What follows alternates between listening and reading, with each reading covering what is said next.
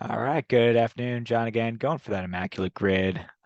Messed up yesterday on the last one. I was trying to think of a good Angels Gold Glove, or I actually thought of a couple, but I wanted to go for something rare. So turns out Bobby Grich won a bunch of Gold Gloves in Baltimore, but never with the Angels. So that was my slip up for the day yesterday. I'm here in Miami. I'm going to go see Miguel Cabrera return to Miami, return to the Marlins.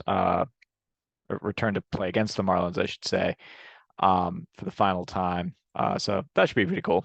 Um, anyway, gonna go for Immaculate Grid once again. Gonna bring it up here. I actually just brought up Baseball Reference because my computer restarted. Yeah, got the thing. You can guess some of these guys. That's Satchel Paige. Got that one. Let's move on. Troy Percival. See, I still know some of these people. All right, let's go here. We've got the Pirates, the Reds on top. Any 200 strikeout season from any pitcher, and we've got Tigers, Rangers, and Rockies along the side there. 200 strikeout season with the Rangers and Rockies, I think, is going to be a grid buster. It's because don't think there's that many. In fact, I think 200 strikeouts and the Rangers have come up before. I think I went with um Minor because he got that was his name, right? Mike Minor, guy just a couple years ago who did it. I think that's right. Anyway, I'll try to come up with some other ones. Let's play the teams for right now. See who we can get. Um, got actually a pretty good one here. So, um, this player played for most of the American League in the 1930s, the teams that existed anyway, but also played for the Braves and Reds. And so I used him a few weeks ago and looked it up, and he played like maybe I think it was a season or half season or something like that with the Reds as Al Simmons, Hall of Famer Al Simmons. He only played like a season in Detroit, I think. Mostly he was with Philadelphia and then Chicago. Oh yeah, that was a good one. 0.03%. I think down here, go ahead and grab one Mr. Dante Bichette. He'll work. He played a season, like his final season, I think was split between the Reds and the Red Sox before calling it. Obviously got lots of prominence, probably inflated stats playing Colorado. Ooh, that was way more popular than I would have thought. Way more popular. I should have held out for a better one. Should have thought that went through. Um, and from 200 strikeouts for the Rockies, I'm thinking of Baldo Jimenez. I don't know, maybe Jorge De La Rosa, maybe Kyle Freeland. That's gonna be a buster. Something like this one. I mean, Nolan Ryan's gonna be popular. I think Fergie Jenkins will be pretty popular. I don't know if Rick Helling or Aaron Seeley ever got to 200 strikeouts. Kevin Millwood, maybe. Yeah, that'll be an interesting one.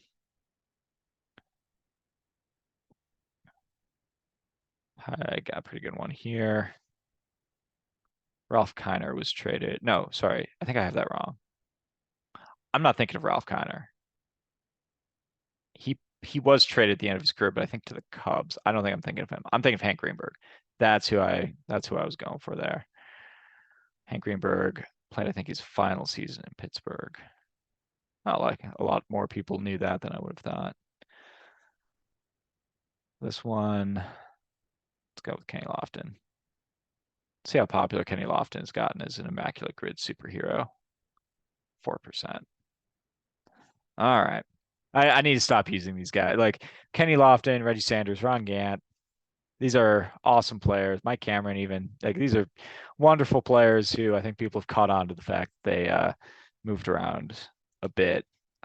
Even Kenny Lofton played only a half season with Pittsburgh. It was in 03. He was traded from Pittsburgh to the Chicago Cubs. And he only played about a half season with Texas, I think, right at the end of his career. But I think people have now memorized the slate of teams that Kenny Lofton played for, that Mike Cameron played for.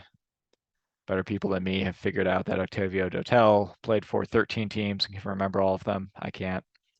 What I can remember is that my favorite player of all time, who I got to stand next to for the national anthem in 1998 at Milwaukee County Stadium, he played for both the Pirates and the Rockies, and that is Jeremy Burnett. Let's see how many people remember those last couple teams. 1%. Jeremy Burnett's had a great line when he was with the Pirates. And the Pirates were struggling as they did back in those decades, the 2 decades in between Barry Bonds and Andrew McCutchen. And Jeremy Burnett's was asked about like what's the problem with the Pirates. It's like, well, I think I'm our highest paid free agent, and I'm hitting like 180 or something like that. Ultimate humility out of Mr. Burnett's. All right, Rangers and Reds. A good one off the top of my head would be Shin-Soo Choo. That's kind of recent. Um, Francisco Cordero would also work. It's a little less recent.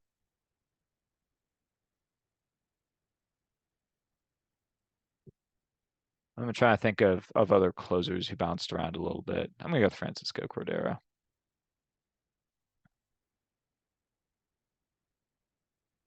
That's got to be him. 1%. All right. It's pretty prominent with both. I think he had 40 save seasons with both teams and the Milwaukee Brewers. He was traded to the Brewers in exchange for Nelson Cruz and Carlos Lee. I was so we gave up the Brewers gave up a player who had a lot of years left in him and a rental in exchange for a year and a half of Francisco Cordero. Win some, you lose some. I guess there wasn't really a place on the team for Nelson Cruz at that point with Braun in left and Corey Harden right. Or eventually those guys would be playing those positions. Anyway, I'm stalling. Let's see who we can come up with some Tigers who've gotten to 200 strikeouts. Off the top of my head, I mean, I think Denny McLain would have done it. I think Jack Morris probably would have done it. Mark Fidrick maybe that 1 year he was really good. I think. But a lot of these, I think Verlander's gonna do really well in this category. Um, Kenny Rogers might have with either of these teams. Kevin Brown maybe for the Rangers. Nolan Ryan will do real well here. Same with Ferguson Jenkins. And here, I mean, the only one I could possibly think of is Ubaldo Jimenez. Don't think there'll be a lot. I think he'll get 50%. Oh, he got 69%. All right. So that was a grid buster. It's like I kind of suspected it'd be. I'll go with Mike Minor. Sorry, not Mark. Exactly 200 strikeouts a couple of years ago. And then, so the only really good one was Al Simmons. I was pretty happy with that one because it was kind of the blue. I'm trying to think. I'll for the post game here, I'll click on Reds and Rockies. Let's see if Fidrick did it that 1 year. Seems to me he probably did. He blew out his arm doing so. Oops, he didn't. All right, back to back. Not great.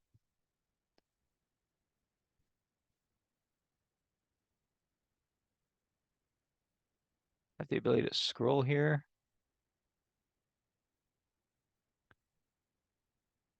All right, let's see here. So there's only 3 Rockies who've done it. And let's see about these are the 3 I want to look at. So the other ones were German Marquez.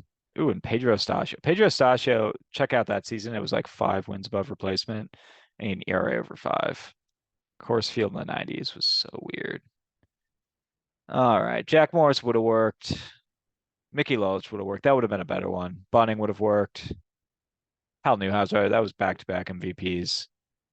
I took an unnecessary risk, but I figured my score was already blown up with Ubaldo Jimenez. And let's see, I wanted to get some good players that played for both the Rockies and the Reds because apparently Donnie Bichette was way too popular. Let's see if I was going to get any of these. I thought Bichette was going to be a much more esoteric guess. Ooh, I guess Ron Gant did play for both these teams. I was not going to get a lot of these. Matt Kemp? I don't remember that. I remember Moustakas. I guess Moustakas plays for the Rockies now. I did not realize that. Denny Nagel I could have gotten. Okay, this is actually a lot of really obscure people. Greg Vaughn would have been a good pick, and I did know that one. All right, cool. Well, back-to-back days, not the best, but I'll be back at it again.